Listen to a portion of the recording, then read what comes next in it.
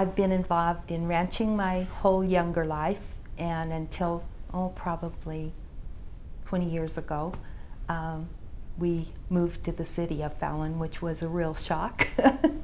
And I became the deputy city clerk for Fallon. Basically after that, I became involved in the banking world, and I worked for 3 different banks for about 30 years. And I ended up as president of the last bank, and it was a small community bank in Fallon. So that was always fun. I don't think there's been another woman president in the state, so that was fun. We had a good time with that.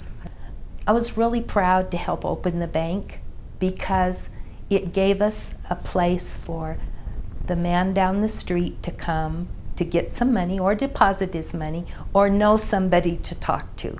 Because so many times people change so many times in those local banks. You may know this guy, but the next one that come in, he doesn't know anything about ranching, maybe. Or he's a businessman, and that man is great to see him, the local store owner, he really wanted to see him. But the rancher then doesn't have anybody to talk to. Or the guy from the base, he maybe doesn't have anybody to talk to. So we tried to get a variety of people in as officers in our bank that could understand the different businesses, and if they didn't totally understand it, at least make them feel comfortable enough to go talk to who they had to go talk to. So I always liked that, and I liked that the board was local people because they brought a lot of business to us too, just because they knew the people.